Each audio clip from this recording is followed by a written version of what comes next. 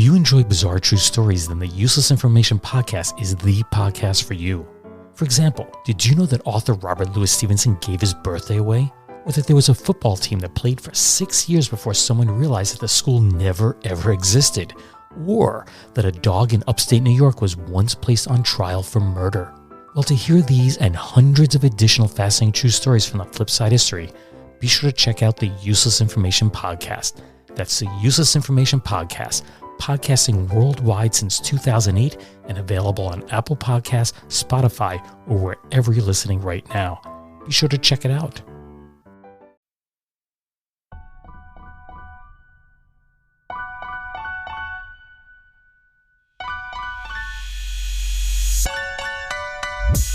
All right, what's going on, guys? Welcome to another episode of Bro History. It's Henry Zamota and Danny Abdel-Jabbar. What's going on, man? How are you? Chilling, man. How about yourself? I can't complain.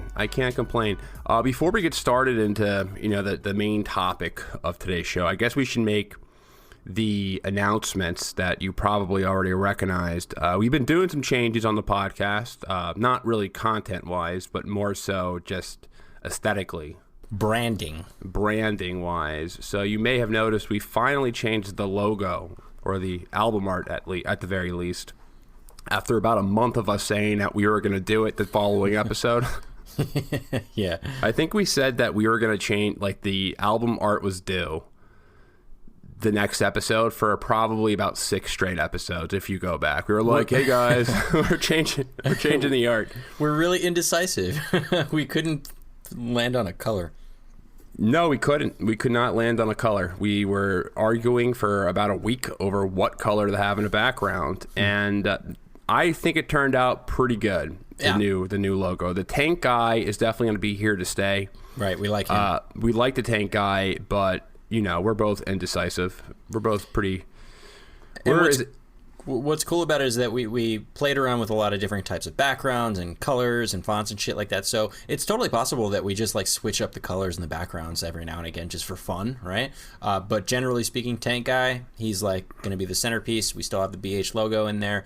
We still have Bro History, obviously. And I think it really fits the tone of the podcast, and I think it looks dope. And hopefully we can start making some merch with that stuff on it too. Yeah, lots of changes. New album art, new logo, new co-host. Just kidding, Danny. All right, well, this episode is a long time coming. We've been talking about this for a fucking long time, and I'm so pumped, so excited to talk about it because it's one of the most ridiculous things, that's happening both contemporarily, but it's got a really interesting and rich history. And of course, we're going to be talking today about the Toyota Wars, and specifically pickup trucks in, warfare. So, like, with the rise of ISIS and fall of ISIS, depending on, who you're asking, we're seeing obviously this contemporary rise in media coverage and public awareness of all of these Toyota pickup trucks being used in these wars and in these battles. But the widespread use of like modified pickup trucks in the Middle East and in Africa has actually quite a long and interesting history. And I think its success has basically reshaped the strategies of warfare in the region. Yeah, and it's kind of funny over the past couple of years, when ISIS became a household name, everyone saw these pictures or these videos of these large lines of white brand new Toyota Hiluxes. Yep. And everyone was reporting like, the mainstream news outlets were reporting like, why do they have so many Toyotas? Whoa. Why is Toyota selling them arms and Toyota trucks? They have some explaining to do, right? What's Toyota doing with them ISIS? Why is Toyota selling ISIS well, we'll talk about that they can use to warfare? And that was kind of like a weird take.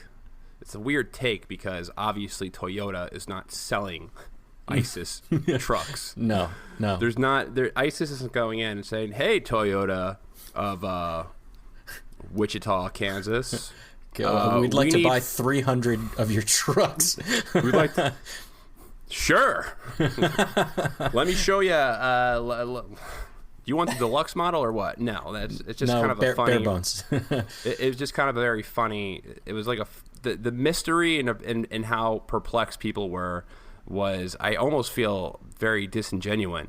But we'll get to that. Yeah. We'll get to that later because we want to first break down the evolution of how people started using, or how largely militias started using Toyota pickup trucks, or just any pickup truck rather than conventional tanks and armored vehicles. Right. Because I was actually talking to somebody in the military, and we were having this conversation. I was asking him about the Toyota trucks that a lot of these Salafist militant groups use in Syria and Iraq. And he said exact words was, "I rather have one of those. I rather have a Toyota Hilux than a Humvee." Yeah. So and it's true though. I mean, pickup trucks are super useful. I mean, right now, if you own a pickup truck, you probably have been hit up by all of your friends to like move or like grab some like ridiculous pleather couch that you found on Craigslist or some shit. But in the Middle East, if you have a pickup truck, chances are you're probably going to get roped into a civil war. You know how? Yeah. Instead of someone asking you to help them move, they're gonna ask you to help them. Hey, Mohammed, can you help me with this with this insurgency real quick? Yeah, can you help me with this insurgency? We're just gonna go over to the nearby village and behead everyone there. We're gonna need your truck to kill, any kind of police force that's stationed. So. Yeah, but in all seriousness, though, I think a good place to start to talk about like these trucks, because when you see these pictures of like all of these trucks in battle, you think like, that sucks. Like a tank could totally crush that, and realistically, yes, they totally could. 1-to-1 combat, even probably 10-to-1 combat, tank could totally rip these trucks apart because they're not built for like tank warfare, but they're extremely effective, and there's a lot of really good reasons why. And I think in order to bring a lot of context to this conversation, I want to go back way, way far back to around 1917 to 1920s-ish, to the Russian Civil War, because I think this is where we start seeing like the first Toyota pickup trucks. I mean, they weren't Toyotas at all, but they were actually called tachankas. It's another T word. So we have these things called tachankas. They are light-wheeled carriage pulled by horses with like a heavy machine gun on the back, and they were used during that Russian Civil War. Primarily, they were really good for like good wide open spaces and low troop densities. So basically what they were doing was they were taking these like civilian horse-drawn carts and putting a gun on it, right? It was literally that simple. And actually, the ones that survived were converted back to civilian carts, which is pretty cool. So up to like 4 of these horses would pull this carriage, and you get that much 4 horsepower. You can keep up with the rest of the cavalry, which was really, really important because speed is very important, right? Being able to move things around. It was like very, very popular on the Eastern Front of World War I, and probably were in greatest use during that Russian Civil War, just right after. So, like I said before, these battles, I think they were fought in these really wide open spaces that had low troop densities, which made them kind of like an ideal weapon for these conflicts. And this is kind of before like widespread use of tanks and cars and stuff like that on the battlefield. Plenty of people had carts. It was easy to make them, and it was easy to move around heavy weaponry with these things. Yeah, and that's important to point out. So Russia and the Eastern Front, even if you look at World War I, if you look at the Eastern Front War versus the Western Front War, they're totally different wars. The Western Front is like the World War I that we all know. Trench warfare, stalemates, gas attacks. I mean, there's gas also on the Eastern Front, but just really brutal stalemates, no man's land, just terrible. Eastern Front was a lot more mobile, and that's because Russia, I mean, that the war was primarily fought in the eastern part of Germany, but Russia's fucking huge. Like, Russia's huge, has a lot of space. I mean, if you look at the accounts in World War II when German soldiers were invading the Eastern Front, I mean, they would just walk and cover. They would have to cover miles and miles and miles and miles and miles before and miles and miles a day before they ran into a village. So, of course, having something comparable to right now, what a mobile unit would be really useful in that type of warfare. Definitely. And I think that basically the play was to like take advantage of the speed of the horse-drawn carriage and surprise the enemy. So what they would do is they would mount like a gun to the back, and then they would basically run in with some cavalry, and they'd have just regular cavalry with their guns and like one dude on it, and they would set up a really good position really quickly to open fire, and then they would just overwhelm the enemies without them giving them enough time to even really react to it. So being able to move in really fast, hit a lot of people. It also was able to transport some light infantry. So like you want to put some boots on the ground, throw them in the Tachanka. We'll get them over there real fast, and now we've got a mobile gun and 4 guys wherever we need them really, really quickly. And the fact that it was rear mounted, the gun itself, it made it really great, like hit and run kind of thing, right? So they'd be able to go in, open fire, right? And if they're getting overwhelmed, they can haul ass in the opposite direction and still shoot people that were chasing them, which was obviously made their retreats a lot easier and a lot more effective. And so there was this actually really popular Ukrainian anarchist leader. His name is, let me look this up, hold on. Nestor Makhno. We always get these names wrong. Makhno. I'm going to say Makhno. And basically he pioneered like the tactics and the use of Tachankas like en masse during that Russian Civil War, and they used them so heavily that they referred to themselves as the Republic on Tachanki, which is funny. They were naming it after their trucks. It'd be like as if ISIS called themselves, Islamic State of Toyota Hilux. The Toyota stand? Toyota stand. Yeah, exactly. So, I talk about this because, like, what we learned from this is that speed is everything in a lot of these warfares. I mean, like, we talked about, Sherman tanks versus Panzer tanks, right? And a lot of it was just like, Sherman tanks were a little bit faster. They can move around quicker. They're more mobile. They can get across bridges easier. They were a lot lighter. And yeah, if you stuck one up against a regular Panzer, like, that shit's gonna die. But if you overwhelm them and move quickly and just blast and run, you're gonna be really effective in battle. And I think this is where it really, really started coming up. So kind of jumping ahead, several decades, the different types of trucks that they were using range. Obviously, it wasn't just Toyotas. A lot of them used Ford Rangers. There's like a bunch of them on the ground. Mitsubishi L200s were also pretty popular. But of course, Toyota Hilux and also Toyota Land Cruisers were like the primary trucks that were being used. And honestly, these things are pretty rugged. I saw this one video online of like an old Toyota Hilux, and they were just like wrecking it. Like they hit it with a wrecking ball, they put it on top of like a building, and then they did a controlled demolition, and then later on they just still drive the thing onto stage, and everyone's like cheering about how amazingly like rugged and hard this thing is. And for better or for worse, yeah, these things can be used in war, but Toyota was always super shy and like weary about obviously insurgents using their trucks for warfare, in the region. But there's this one knockoff like Toyota truck by a Chinese company called Zhongxing. I believe I'm pronouncing that correctly. And they were literally used like not directly selling to insurgents, but they knew that they were being bought by the insurgents, and they were using the fact that their trucks were in war as like a marketing ploy, and they were marketing themselves as like tough enough for war, like on purpose, which I think is absolutely ridiculous. I mean, hey, it is a pretty good endorsement. So your truck, even Toyota, I'm sure there's some people in the marketing department who are like, well, it's not great that ISIS is using our trucks, but it does show that our trucks are pretty damn durable. They can last in the sun. And if you want to go on an off-roading trip, buy yourself a Toyota. buy yourself a Toyota. What it kind of reminds me of is, do you watch Always Sunny in Philadelphia? Yeah, of course.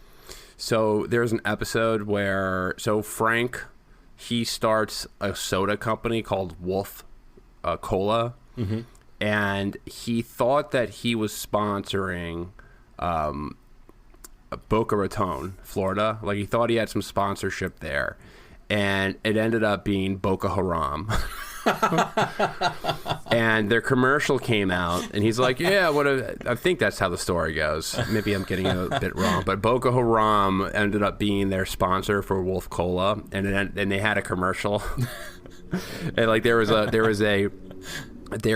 like a CNN clip of Boko Haram coming in and like taking over a village and rounding up people, and then they like take out they start take out a wolf soda.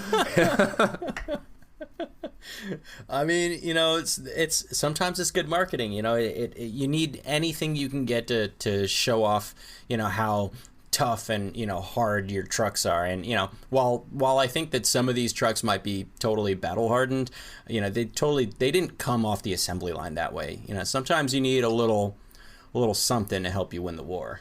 You know what I mean? Like what? Well, guys, love is war and sex is a battle, so why not arm your little truck downstairs with the performance-enhancing 50 caliber machine gun that comes in a chewable pill? Of course, I'm talking about Blue Chew. That's bluechew.com. That's blue, like the color blue itself. Blue Chew is the first chewable armed with the same FDA-approved active ingredients as Viagra and Cialis, so they pack a punch. And you can take them anytime, so day and night, even on a full stomach. And since they're chewable, they work up to twice as fast as a pill that you swallow. Blue Chew. So, all right, I got a funny story about Blue Chew. Well, about just the whole Cialis and Viagra market. So it's really embarrassing to get Viagra at a pharmacy, and I'm telling you from personal experience. So I got a prescription of Cialis once, and it was embarrassing in itself to talk to my doctor about it, but I got it anyway. I was like 25 years old, and when I went to the pharmacy, the pharmacist was very attractive, and it was just, I was mortified from the entire experience. Go figure. And I was just like, fuck, this sucks so much. And then like the girl behind me was super attractive as well. It was just not a fun experience getting it, and my insurance didn't even pay for it.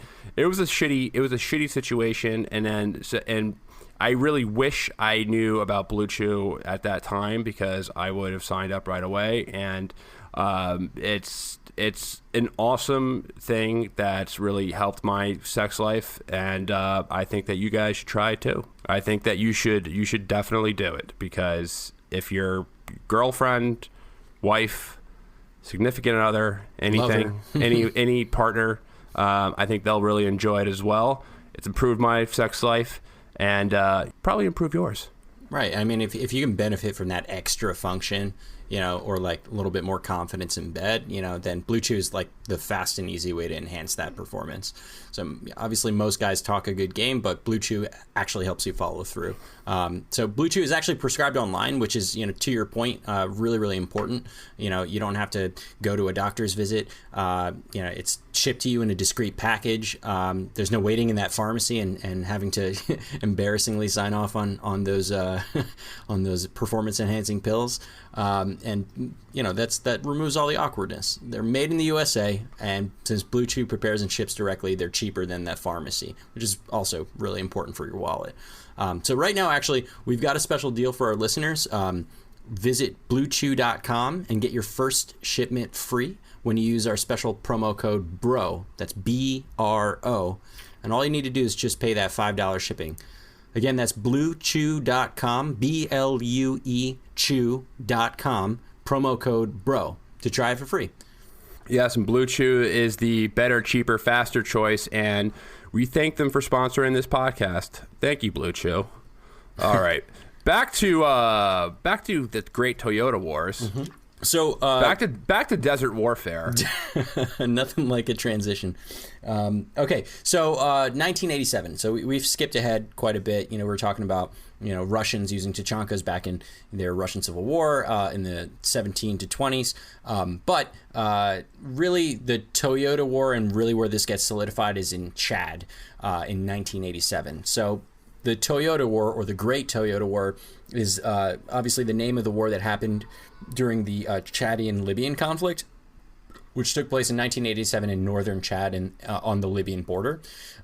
They take the name Toyota in the Toyota Wars because they literally used Toyota pickup trucks to provide like that mobile gun platform for the Chadian troops while they were fighting against the Libyans. So here's how it panned out. There's this area on the border of Libya and Chad called the Al-Zaw Strip. It's basically a sandy desert, bunch of nothing region between Chad and Libya, and it's the size of it is massive. It's bigger than the entire state of Virginia, which is already enormous. I can't stand driving through it. It's annoying as hell. Sorry, Virginians. And it only has like a couple thousand people that live there, even today. So we got our favorite Libyan leader, Gaddafi. He decides to, take over. R.I.P. Gaddafi. He decides to take over that Al-Zaw Strip area for a lot of reasons. So one of the reasons was because he was like doing this whole Libyan nationalism thing, and he thought annexing some land would probably help with that.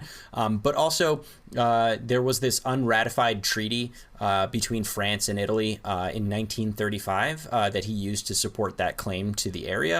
And also there was this like king that came before him, King Idris the First, who tried to take it over in 1954, but they got pushed out by the French because the French colonized Chad. And also there was like probably some uranium deposits there, and weapons of mass destruction and all.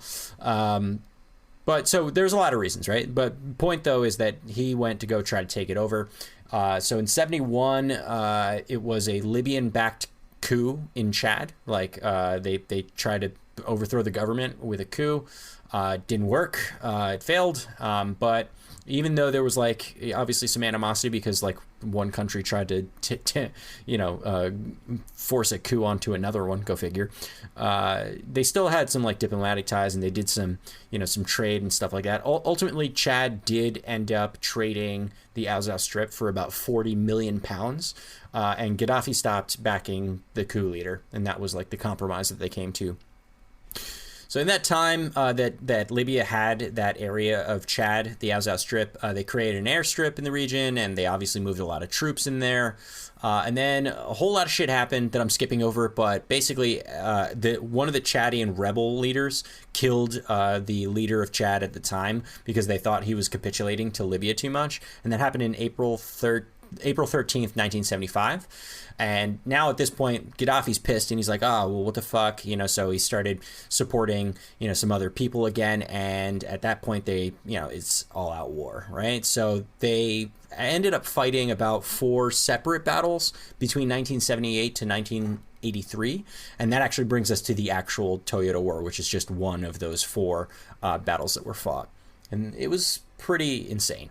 The Toyota War was the last phase of like a multi-generational conflict between the two countries. That's right. Like I said, they had been fighting different skirmishes and battles from like 78 to 83, and this one was like the big one that basically put the nail in the coffin in that conflict for all intents and purposes. It's the only one that anyone really talks about, hence the name Toyota Wars, but it's the one that solidified and ended it. And who was a big player in that, who kind of got humiliated? Haftar? He was Khalifa Haftar was a big part of that. Mm-hmm. He ended up I think he was captured, but in that war, he lost some battles, and he eventually became a POW, and from there ended up as like a CIA asset. Mm-hmm. CIA got it into him. That's like where all these comparisons come about Haftar being connected with the CIA. Right. But it's interesting that he was a big part of that war because he's always in the news as far as, I know it's a sidetrack, but Khalifa Haftar right now is, I guess for all intents and purposes, the most powerful warlord in Libya right now. Right. But that's a whole other animal that we can go into another day. Maybe he learned his lesson. But this was a crazy ass battle, the Great Toyota War. So to set the stage a little bit, the Libyan forces at the time had about 8,000 men like 300 tanks, 60 aircraft, including helicopters, and all the bullets and rockets and random shit that you can buy, for war, right? Gaddafi was real big on pumping his military because clearly he was compensating for something. Too bad Blue Chew wasn't around for him at the time. Second plug. But the problem there was that Libya kind of had a lack of organized command in the area. They had a lot of guns and weapons and stuff, but they really couldn't organize themselves very well. And also they had pretty low morale, just generally speaking. Whereas the Chadians, on the other hand, had extremely high morale, right? These rebel fighters were like thinking, hey, we're going to kick these Libyans out of our country. They were determined to take that back from Gaddafi, that area. And also, the French were heavily involved, let's be real. They provided a whole lot of air support to the Chadians. And the most important part of the Toyota Wars, they gave them 400 Toyota trucks outfitted with anti-tank missiles. And this was that was the reason why they won this war, for sure. So the French gave them anti-tow missiles. Yeah, they gave anti-tank missiles. Anti-tank missiles on 400 Toyota trucks, specifically Toyota Hiluxes, which is crazy. So on January 2nd, the Chadian army stormed a bastion located in the village of I can't pronounce this, Fateh, something like that. So this place was heavily fortified, and lots of guns and tanks and shit. But the Chadians knew the terrain better, and they were able to take them by surprise by using those super fast moving Toyota trucks. Some things that they learned, which was pretty interesting, is that you can run over anti-tank mines on a Toyota truck as long as you're going 60 miles an hour or higher, which is pretty cool. So wait, so you can go over an anti-tank mine with a Toyota truck or with any motor vehicle as long as you're going a certain speed, then that the mine won't explode. That's right, and tanks can't go that fast. And also, is it like a weight thing? It's both weight and speed, right? So obviously a Toyota truck, even when mounted with a giant 50 caliber gun or anti-tank missile, still weighs a hell of a lot less than a tank. And because they're using wheels instead of tracks, the surface area that it's covering at any one point in time is smaller, right? And the fact that it's moving super quick, it just passes right over it. Bomb doesn't even have a chance to think about blowing up. Now we're talking about anti-tank mines, not IEDs. IEDs are a different story. IEDs can blow up anything, and they're also pretty shittily made, so sometimes they just don't blow up at all.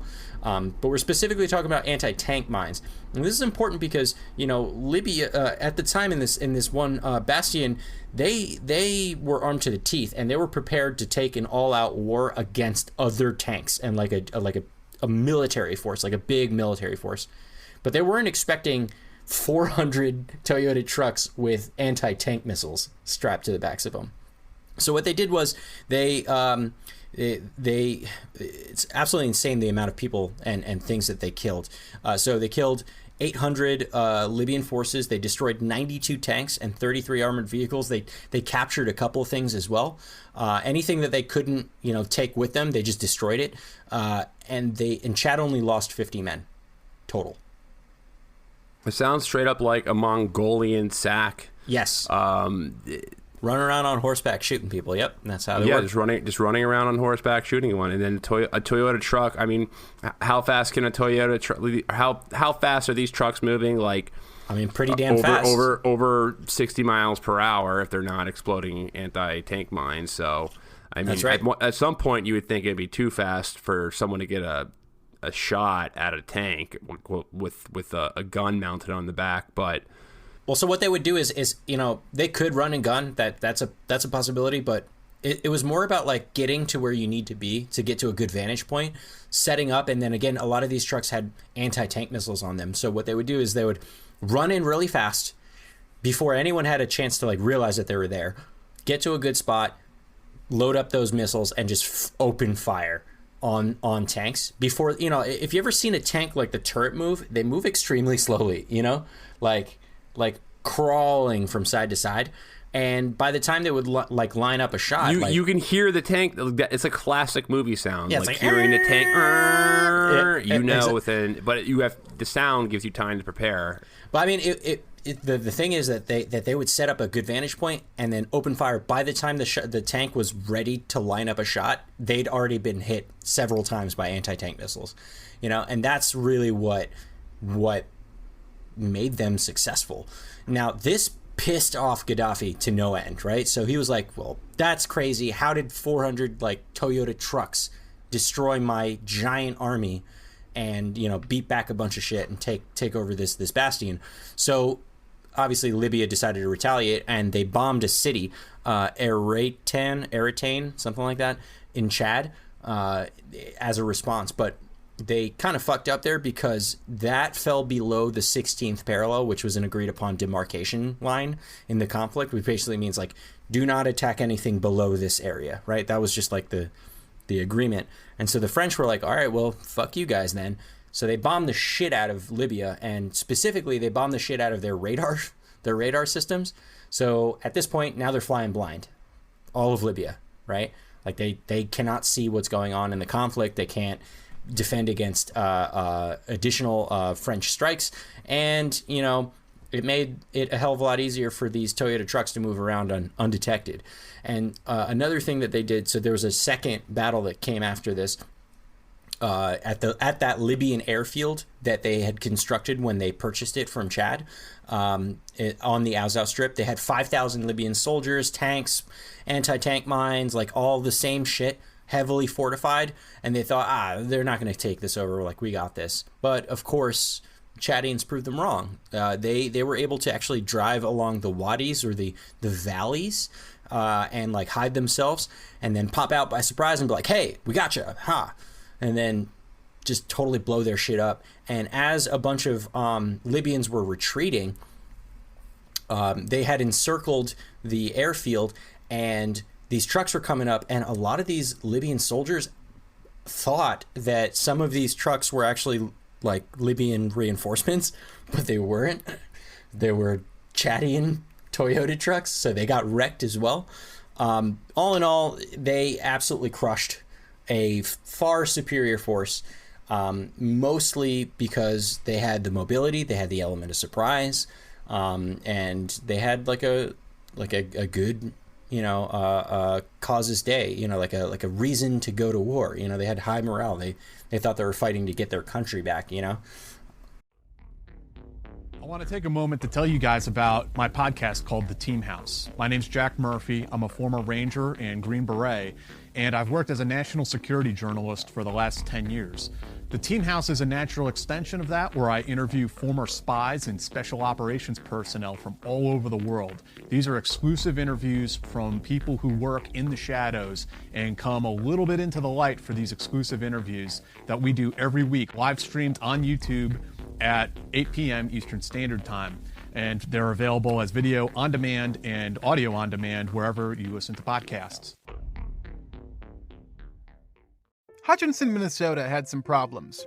For the adults of Hutchinson, the problem was the teenagers. They kept sneaking off at night to empty barns where they'd, brace yourself, dance. Who knew what sort of sin and heavy petting and French literature these barn dances might lead to? No, the adults of Hutchinson, Minnesota did not approve. And neither, it seemed, did the devil. One summer night, Satan himself suddenly appeared in the middle of the dance floor, and the debauched teens ran in fear. He showed up at the next dance, too. For a few months, it seemed like you couldn't go to a late-night barn dance in Hutchinson without getting chased out by the devil, pitchfork in tow. Until one night, when a 14-year-old boy had the good sense to shoot him in the chest. At which point the devil was revealed, Scooby-Doo style but bloodier, to be the local Methodist minister, dressed in a costume and flown in from the roof by rope and pulley. This is The Constant, a history of getting things wrong. I'm Mark Chrysler. Every episode, we look at the accidents, mistakes, and bad ideas that helped misshape our world. Find us at constantpodcast.com or wherever you get your podcasts.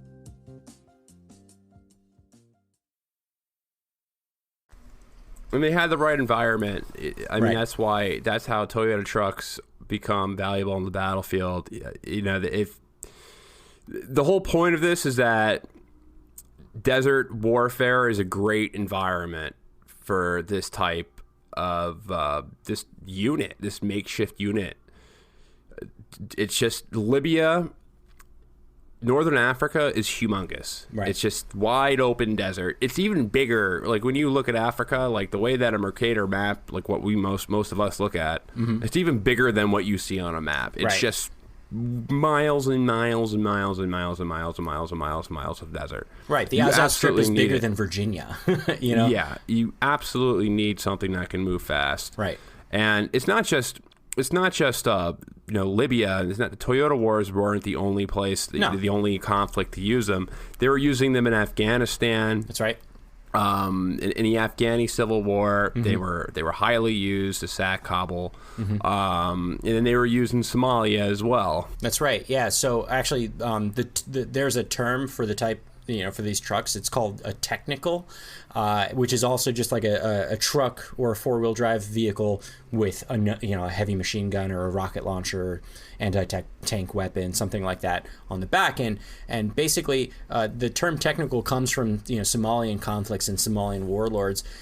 So what that Somalia's been in conflict for a whole long time. Like they've got their own set of problems, and I'm not going to give all of the backstory there, but basically, Somalia's great. But shut up. Well, they got great trucks. So they have great seafaring. Yes, they have lots of great pirates. It's a great place to go whale watching. Sure. So because like international restrictions, barring like the use of private security and things like that, basically warlords would hire local gunmen, and they would get these technical assistance grants, which were just basically money to buy anything that wasn't specifically weapons, and they just literally use them to buy trucks that they can mount guns to. And eventually the term became like the truck itself was a technical, right? Coming from the technical assistance grant. But there are also some like other stories about how the term might be coming from like the 80s when the Russians came to Somalia, and there was this Russian arms manufacturer called Technico, and they started mounting weapons on the backs of Somalian vehicles for the Somali national movement. So Russia came out of nowhere in the 80s to Somalia and was like, hey, we got this great idea. We used to use these things called tachankas. So we're going to make you guys some tachankas, some like modern day tachankas, which is kind of cool. That's part of the reason why I wanted to talk about those tachankas. That was nice of them. Yeah. So they basically the whole point of this is that irregular armies, so warlords in Somalia, or rebels in Chad, or insurgents in in the Middle East like ISIS, these irregular armies, they perceive strength in terms of like charisma and like how many weapons you have, right? So like having a lot of trucks specifically in Somalia is like a symbol of strength, right? It's like having a lot of camels. Exactly, right? So like a warlord's power is measured by how many like fucking Toyota trucks with guns on them he has. Is that what you give at a gift at a wedding? In a Somali wedding? At the Somalian quinceañera, you get 15 technicals. It's the joke is for Arab countries is like, yeah, I traded my sister for 12 camels and a goat. Is that how they do it in Somalia? I don't know. Four Toyota trucks and some and some bullets and some RPGs. I mean, they all do that, right? Well, I mean, the point though is that not well-funded armies and things like that use these things because it fits that traditional niche of like a cavalry, right? So mobile operations. They're fast, they're mobile, they're able to strike from unexpected directions. You can flank people. You can obviously use automatic fire with heavy weaponry really quickly. And these specific trucks, specifically the Toyota Hilux, like they're very rugged and they are cheap, and the parts are widely available. And obviously you're not going to be able to stand up to a tank in them, but like it's the Sherman tank debate, right? It's just throw more at them, right? Throw more at the problem. So I guess. What's the blue? I don't want to interrupt you. No, that's fine. But what's the blue book value on a Toyota Hilux? I don't know. They're not actually available in the U.S. market. I assume that they are close in price to, like, say, a Tacoma, like a Toyota Tacoma or a Toyota Tundra. They're definitely around the same price. What's the blue book value on? I mean, if you get one Tundra or a Tacoma, like if you get one Tacoma brand new with like bare bones, which is probably what they're buying, you can get one for like $18,000. You know, which is that's cheap as hell. It's nothing, right? Especially when you're talking about like a Humvee, for example, costs like $1 million, something ridiculous. You know, probably. How much does a Bradley fighting vehicle cost? Oh well, let's not get into that. They're expensive. A Bradley fighting vehicle costs. I have zero clue what the unit is right now, but at one time, it was like what, $180 million a unit, something like that. It was ridiculous. We had a whole episode on that. If you guys are interested. We did an episode on it called The Pentagon Wars, but there's a movie on it as well called The Pentagon Wars. We stole the name. All right, but back to the trucks. The Bradley fighting vehicles were super expensive. They were just kind of like these monstrosities that were products of the military industrial complex, of them trying to make things as expensive as possible but not getting a return on the actual value of the actual unit. They like over-engineered the a solution to the problem, right? This is the opposite of it. Right, there's like the Toyota trucks are the opposite. Yeah. It's like, all right, well, you put it's like guerrilla warfare at its finest, being resourceful, grabbing a truck that anyone can drive, because let's face it, I mean, I don't know how to fucking operate a tank. Do you, Danny? No. Do you know how to operate a Humvee? I mean, I'm sure a Humvee would be easier. You probably drive it. Speaking of Humvees, I got a pretty good anecdote. So y'all probably know Major Danny Sherson. He's been on the show twice already. Once you and I, we went out to drinks with him in New York City after his debate there, and we got to talking about this because we've been talking about this Toyota war conversation for a while. And he told me that in his time there that sometimes the insurgents would like take over a base or something like that, and they would get their hands on Humvees or other military equipment, and they just don't want them. They don't really use them for a couple of reasons, because they're fucking expensive. You can't get parts for them easily. The fuel for them is expensive. They have shitty gas mileage, and they're armed to the teeth, and if you shoot at them with like small arms fire, you're going to be safe. It could probably take a hit with an RPG and be safe. But honestly, it's not practical for what they want, for like the type of fighting style that they had. And so Danny told me that they would often use them as armored suicide bombs, right? So they would load it up with as much explosive as possible and just drive it into, like a base or something like that, and just blow it up. Because like, what are you going to do when a Humvee's coming at you, right? Like if it was a regular Toyota truck, like they can disable it. But with a Humvee that's heavily armored, they can shoot at it all they want. It's gonna get where it needs to go. So they were literally just throwing them away. So it makes perfect sense. It's just using it as there's no way that they can get the parts unless someone is explicitly selling them the parts. That's right. Which I'm sure. I mean, there would be people, but it would be too. It's too difficult.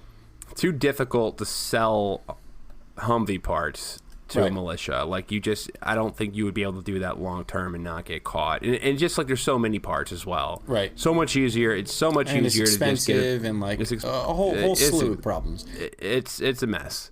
Even if you're doing it in a malicious manner, if you're doing it covertly to arm a rebel group in a way that would be frowned upon, which we're going to get to. Mm-hmm.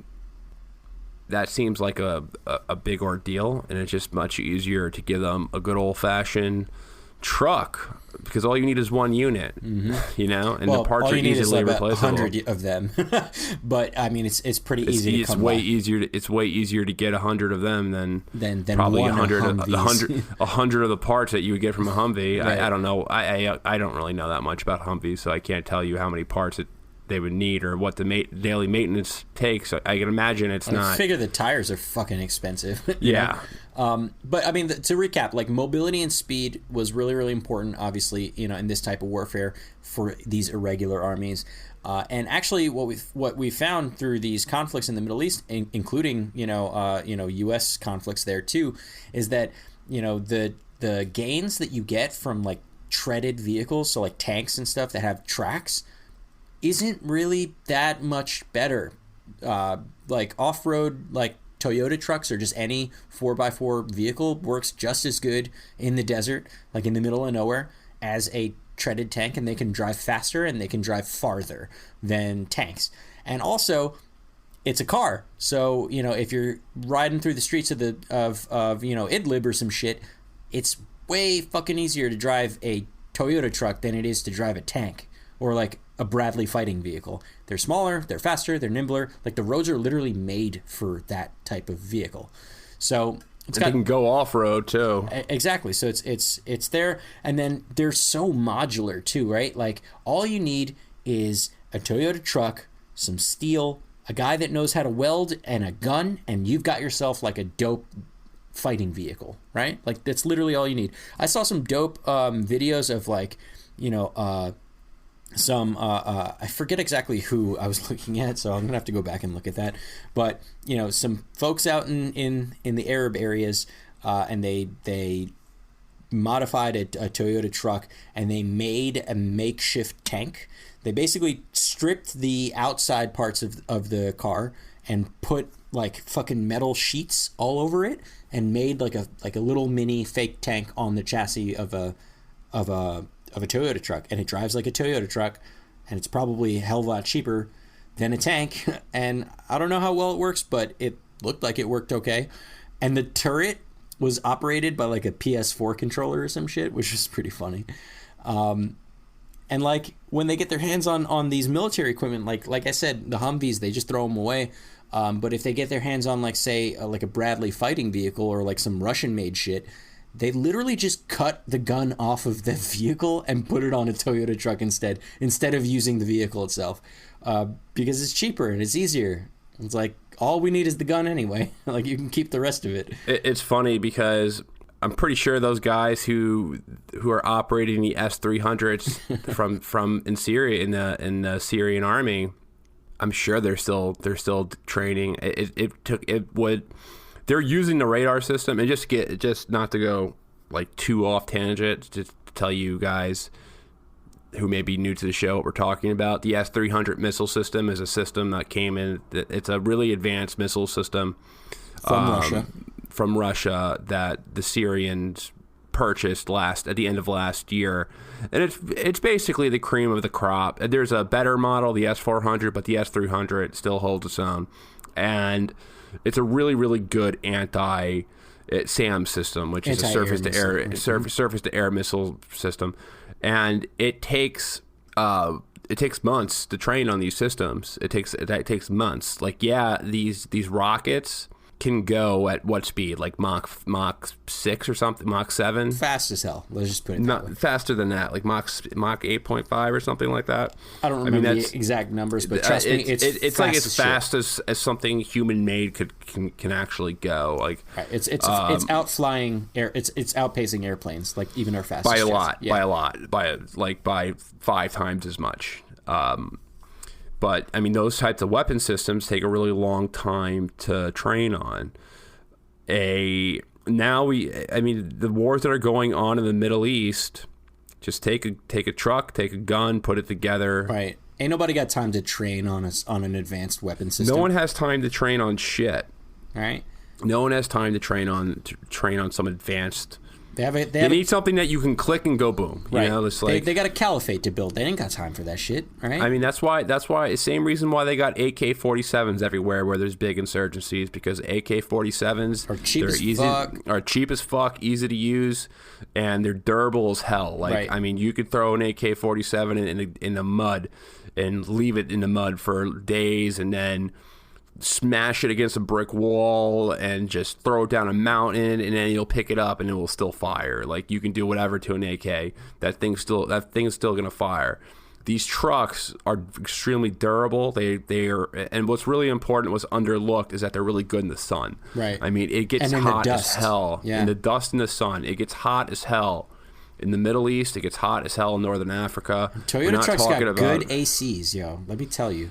They got Dude, good I don't know air if they're loading the conditioning antifreeze in there or putting the Freon in there on a daily basis. I'm sure those guys are. Sweating I'm sure balls. those. Oh, I got a fucked up story. I got to tell you. Sideways. Okay. Off track. So, all right, I'm a dumbass, as everyone knows. So, when I was younger, this is an embarrassing story. So, I played, I played basketball in high school, and one day I decided not to. I had to go somewhere after a basketball game, and instead of going home with my team, like on the bus with my team bus, my mom picked me up because we were going on. I forgot where we were going, and my mom left. She finds out I put this in there, she'll kill me. My mom left Freon antifreeze in the passenger seat in a bottle because she was changing it, and I grabbed it and I chugged it. Oh, right after a basketball game because I was just really thirsty. What did it taste like? Well, I knew instantly it was poison when I drank it, and I made myself. I'm like, Mom, I just drank antifreeze. I never had drank. I knew what it was. I realized it was blue and it wasn't Gatorade, and I went to the hospital. I didn't get sick. I threw up. I made myself throw up outside the car. I went to the hospital. I stayed overnight. And then they were talking. The doctors thought I'd try to kill myself.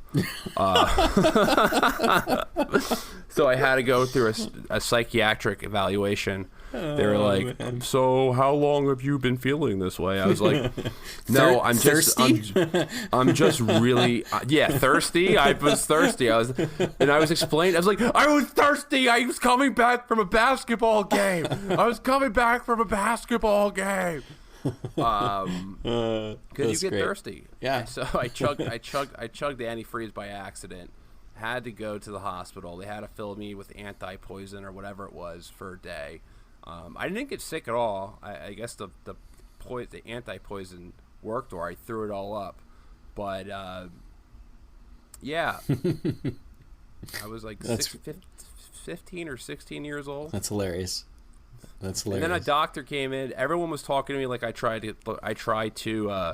was someone who was unhinged. And then finally a German doctor came in who like released me. And he was like sympathetic. He's like, I used to play basketball too, and I did the same thing when I was young. Oh God.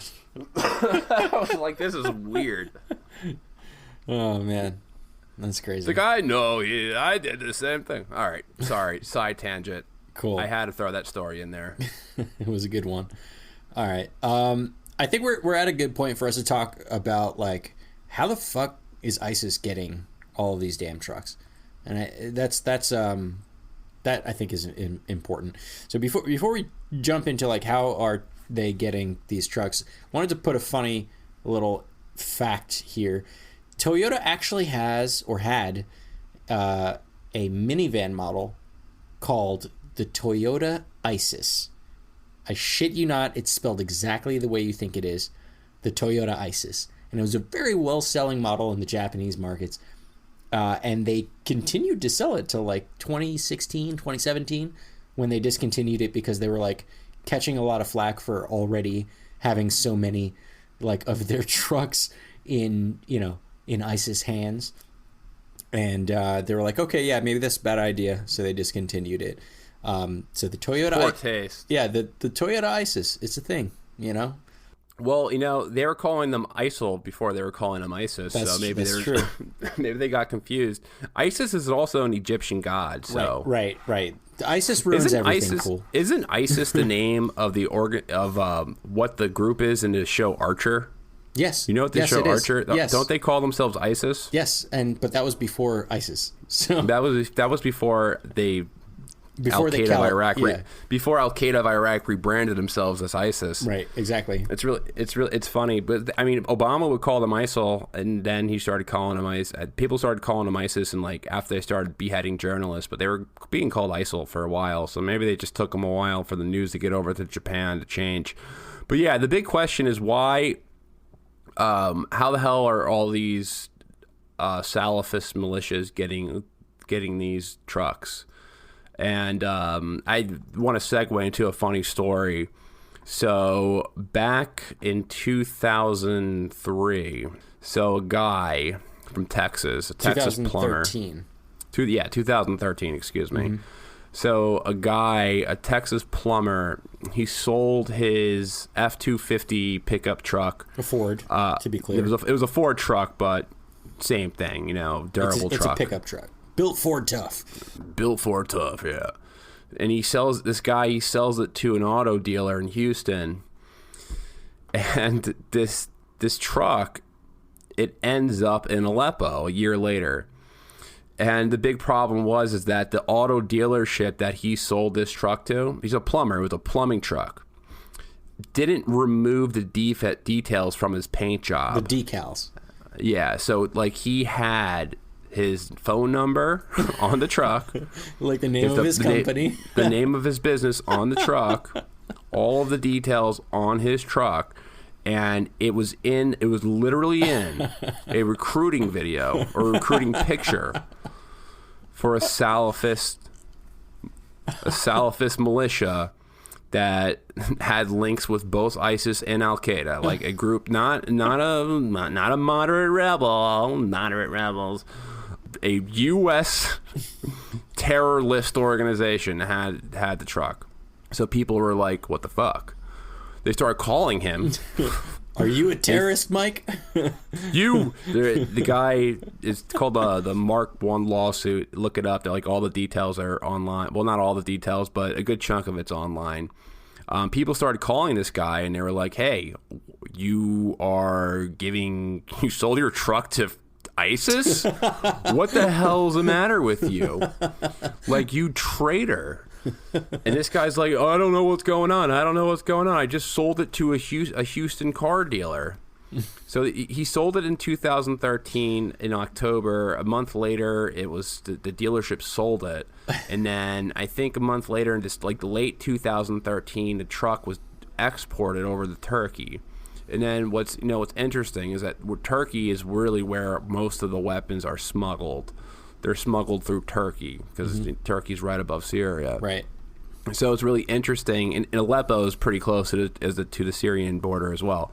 So it's very interesting that this guy's truck ended there. It took a long journey all the way from Houston, Texas. It ended up in Turkey and then in the hands of ISIS in a promotional video.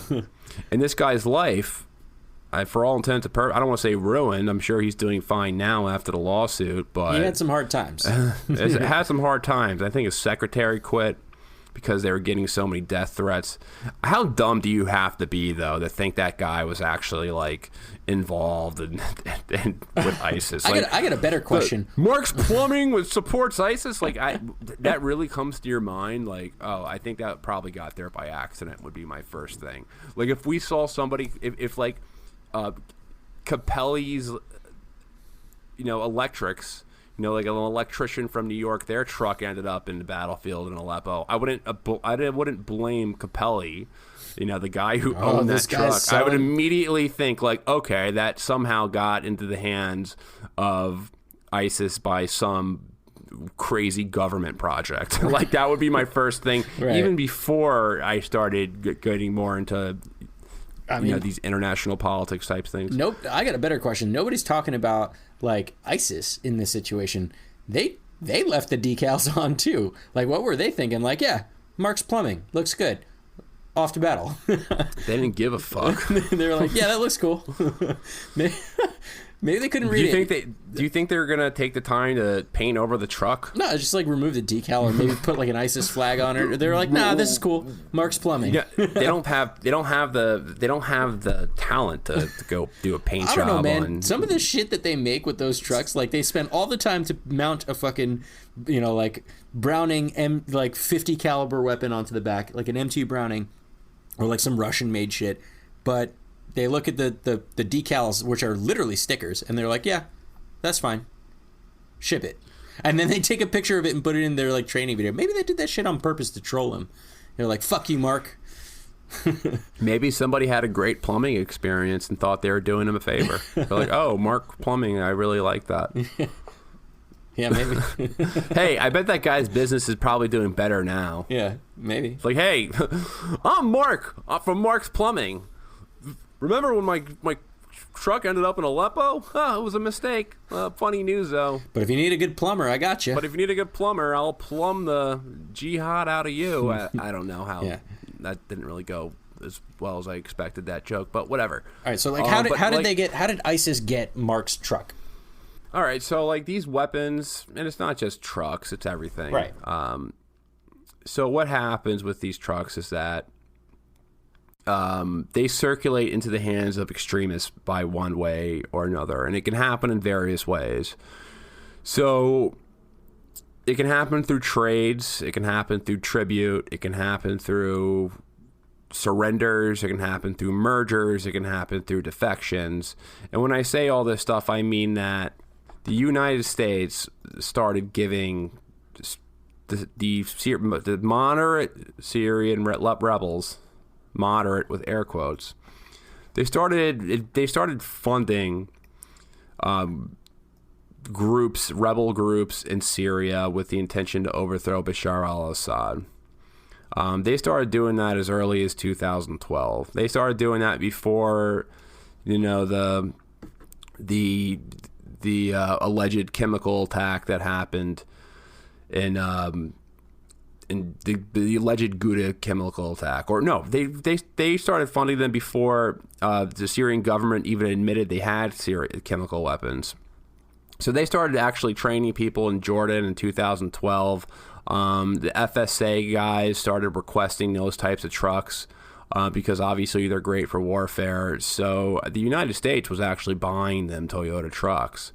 So what happened is that through Barack Obama's non-lethal aid package, when they started sending these over, and then they would go to Turkey, and then they would go down into Syria, they would get in the hands of who the U.S. State Department deemed moderate rebels, air quotes, moderate rebels, all the time, because the U.S. State Department has come out and said that there were no moderate rebels. It's just kind of funny, and basically it's complicated. They would surrender, mm-hmm. There's they get their ass beat, and then they're like, fuck it, like we lose. Or they would serve as intermediaries, so guys would just wear multiple hats. So I would say, I'm in the FSA, but I'm actually in ISIS. Hi, I'm Matt Albers, host of the Pirate History Podcast. The men and women of the golden age of piracy are some of the most infamous and often misunderstood characters in all of human history. You know their names: Captain Morgan, Anne Bonny, Henry Avery, Mary Read, Captain Kidd, Blackbeard. But do you know their stories, their real stories? Every week over on the Pirate History Podcast, we explore the real lives of these pirates. We examine what made these pirates sail the high seas in search of plunder and adventure and revenge. The real stories are a lot more complex and a lot more interesting than the stories most of us have been told. If you'd like to hear the stories of the real men and women who went on the account and sailed under the black flag, join us on the Pirate History Podcast. Or they would just defect. They would just straight up defect. There was that famous story about those 3,000 FSA fighters who defected immediately to ISIS back in 2015. They gave away all their weapons. They gave away all their trucks. They gave away everything that they owned. And there's stories like that all over the news. If you just type in FSA defections, you're going to find a lot of them. FSA surrendering, you're going to find a lot of them. Because the truth be told is that it's pretty hard to come by trained militiamen, and a lot of the guys in the FSA, they weren't competent fighters, so they were, any chance of there being like some moderate ragtag liberal kind of secular rebel group in Syria was kind of unrealistic, because the guys who knew how to fight were the people who were veterans of the previous wars, and the people who are the veterans of the previous wars were part of the Sunni-based insurgencies in Iraq. Those are the guys who started forming all the militias that really became the leaders of the rebellion and the war in Syria. So it's a mix and match of both. These people, these moderate rebels, these Salafist groups, they were getting these weapons through different means, but it really just came through the countries that were sponsoring them. And when I say the countries that were sponsoring them, that means the United States, Saudi Arabia, Qatar, the United Arab Emirates, Britain, France, Israel, all the Western countries who had a hard-line stance on the Assad must go. Mm-hmm. So that's how they got those cars. They gave them to rebels that they said, okay, these guys are moderate. We're going to start funding and arming them. And these trucks in particular, they came in through a non-lethal aid package. A non-lethal aid package included trucks. These trucks are lethal weapons. I mean, a truck is a lethal weapon at the hands of a 17-year-old girl. Of course, it's going to be a lethal weapon in the hands of a 25-year-old hairy Salafist guy on heroin who's ready to rape and kill your wife. So, I mean, that's what happened. Like, it was impossible to vet the people that they were giving these weapons to, and they ended up in the wrong hands. And by all means, a Toyota truck or any truck that you can use, you can mount the gun to, that you can drive 60 miles per hour to, is a weapon. And it was just really bad vetting from our governments, from all the governments that participated in the funding of these moderate rebels that really turned out to be Salafist groups whose main goal was to overthrow the Syrian government. Like, if you want, I mean, I know this is taking a little bit of a tangent, but ISIS and the FSA, they signed a non-aggression pact in 2014. They literally signed a pact saying that we're not going to fight each other. We're going to, for the greater cause of overthrowing Assad. I don't know. If you're not fighting ISIS, if you sign a non-aggression pact with ISIS in a war in Syria in 2014, I'm sorry, but you're part of the problem. Like, you're definitely part of the problem. For sure. And I think what makes it really difficult is that, like, especially for the folks that were, kind of hiding, like the wolves in sheep's clothing, so to speak, among the, quote, moderate rebels. It's really hard to figure out which ones were like the actual ISIS and which ones weren't. There's so many groups, though, that it's impossible. Like, right. You can't. So what I'm saying is that, like, so when Toyota was catching a lot of flack about having so many goddamn trucks in ISIS hands, they actually submitted to U.S. Treasury Department's inquiries about, like, their selling practices, because it was assumed that they were just selling ISIS directly Toyotas. And they gave it to them, and the U.S. Treasury Department found that there was no, like, wrongdoing there, and that their practices were good and probably a lot better than than the State Department's in terms of, like, how they sell their trucks. And like the one quote that I saw from this one guy who was like a representative of Toyota, USA, was like, terrorists don't go into our dealership and say, yeah, hi, I'm ISIS, I would like to buy 400 trucks. They're just like, they just go and buy the trucks. They don't tell you that they're ISIS, They just go in and buy them, right? Hey, I'm looking for a good truck for a caliphate. Like, they're not doing that, Like, they're just saying, I need a truck, or I need 4 trucks for my business, It's like, whatever. There's some asshole who's like, well, come right here. If you're trying to start a caliphate in the middle of the desert, I have your truck for you. I have the Toyota Hilux. It reminds me, you ever watch the movie Borat? Yeah. You remember the one scene in Borat where he goes to the used car dealer and he's looking for a car, and he's showing him the Hummer, and he's like, I would like very much to buy these Hummers. How much? And then he's like asking him all these like ridiculous questions, like, if I were to drive into a crowd of gypsies, how fast do I have to drive to make sure I kill them?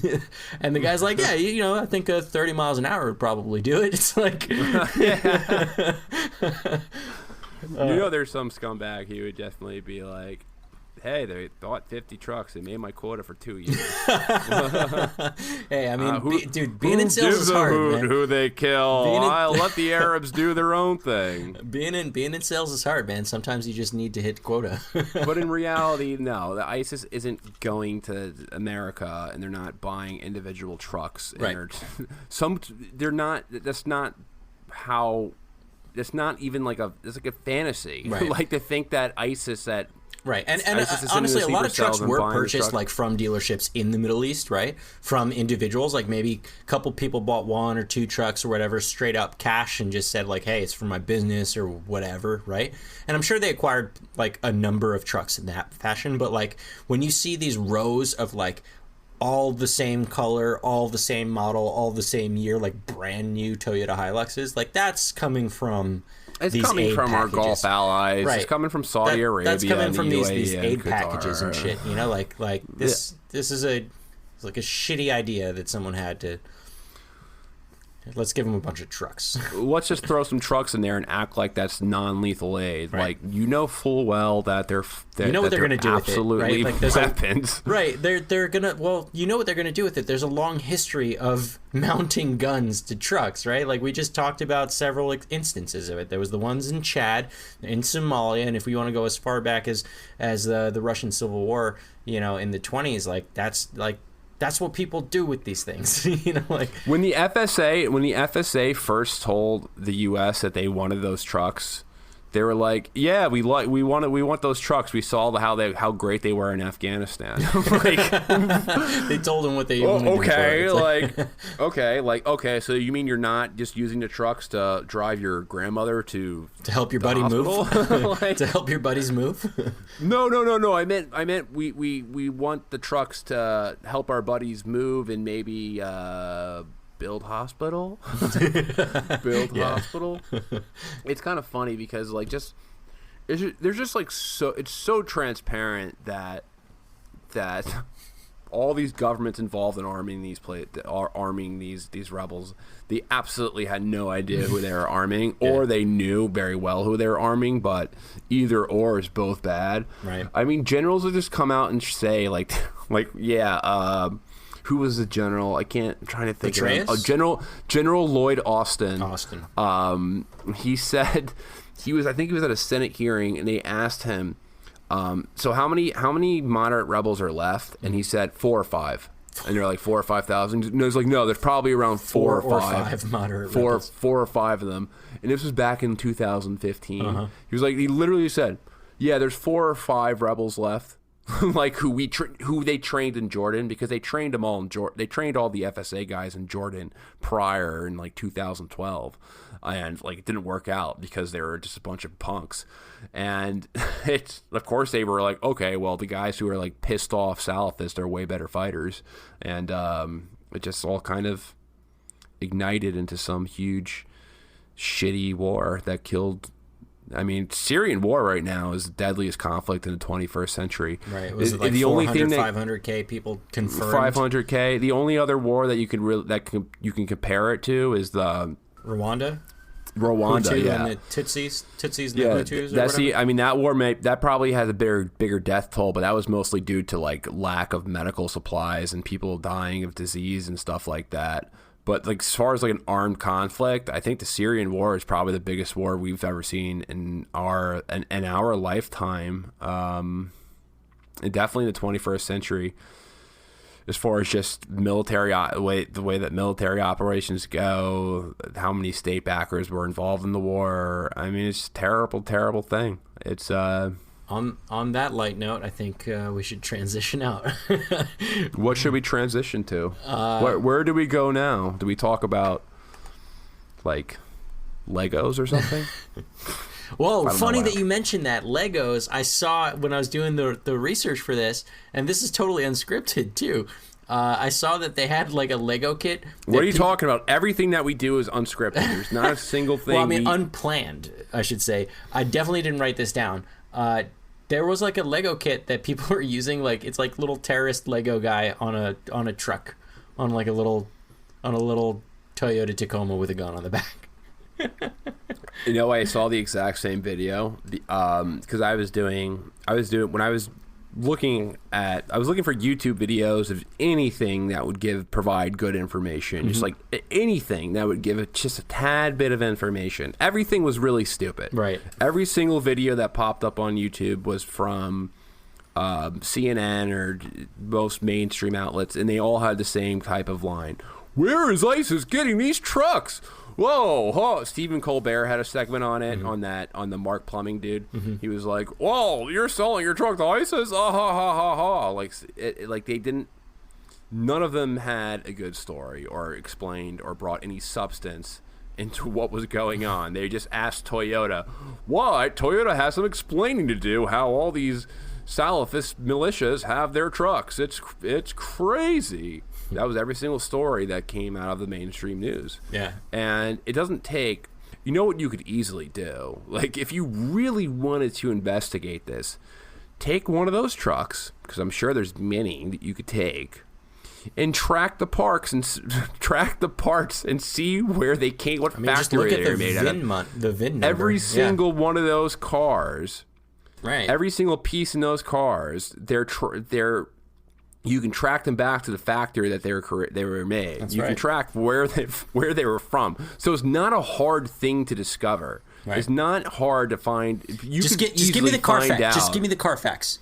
Just give me the Carfax. You can easily find out probably each and every one of those cars, where they were manufactured, in every single dealership they've ever been in, and who they were bought by. It wouldn't be a tough case. Like, if I was an investigative journalist, which I'm not, isn't that an easy story to really take? Just call some people. Like, you can probably get sources of people in Syria or people just wherever. Give me the VIN. Just get the VIN number. Hey, were you involved in an armed conflict? I'm trying to get the actual pieces of this truck. I want to see what factory they were made. Send me the truck, whatever. Go there yourself. I don't know. I'm sure there's a way to get a validated VIN number or tracking number or factory number on a part of one of these trucks, and just trace the trucks back to where the factory was made and check it. Like, is it that hard to do that? Like, no, like, has anyone, am I missing something right now? Has anyone done this piece? Has an investigative journalist, have they done that investigation of where these trucks come from? I'd love to know. And how? I'd love to know. What factories they were built? And I mean, there's thousands of trucks on the battlefield. You can do an investigation on maybe 100 of them, right? And find exactly where they were made. It's funny. I mean, if you're the president of the United States, you could easily just make a couple of phone calls and pretty much get to the bottom of it. Hey, I need you to get me the VIN number on that thing. Tell me where that truck was made. Yeah, it's kind of weird that ISIS, they're not getting American. Another reason to bomb them, huh, man? They want to get Japanese cars. Not American cars. Not American cars. That would be funny. On a lighter note, just to show my discipline throughout this entire podcast, I spilled a soda on my lap. Nice. About 40 minutes ago. A wolf soda? A wolf cola? Not a wolf soda. Not a wolf's cola. I spilled a cola on my lap about like minute 20 of this podcast. And you've just been sitting in it? And I've just been sitting in my cola still. And my hands are really sticky. And it feels like I peed my pants a bit. Haven't complained once about it. Cool. I usually get up like 3 times just to go pee in this show. Haven't peed once. Good. So I feel like that was a pretty good accomplishment on my side, right? Progress. As far as this, not sitting through my cola musk. And now my balls feel really sticky.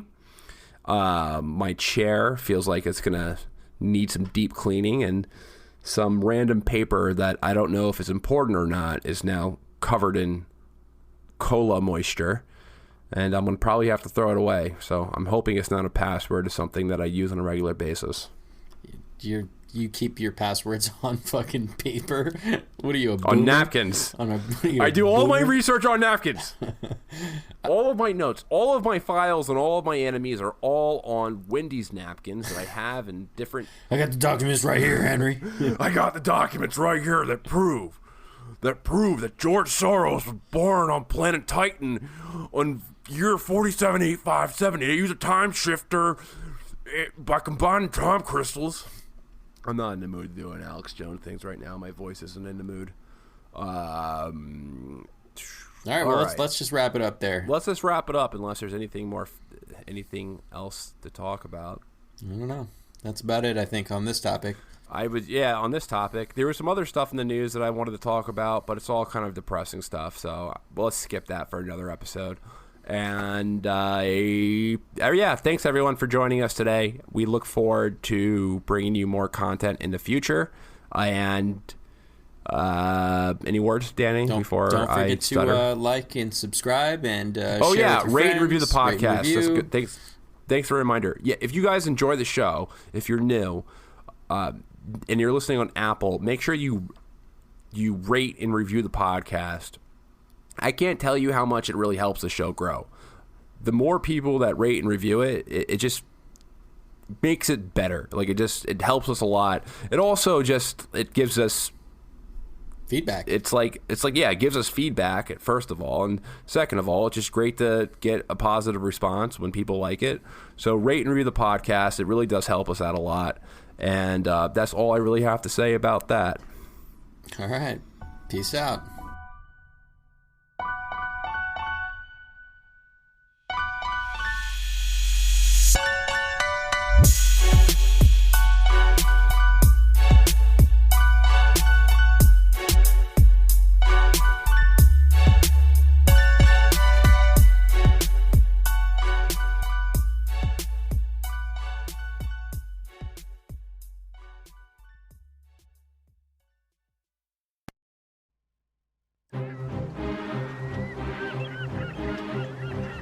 Hello, this is Matt from the Explorers Podcast. I want to invite you to join me on the voyages and journeys of the most famous explorers in the history of the world. These are the thrilling and captivating stories of Magellan, Shackleton, Lewis and Clark, and so many other famous and not so famous adventurers from throughout history. Go to explorerspodcast.com or just look us up on your podcast app. That's the Explorers Podcast.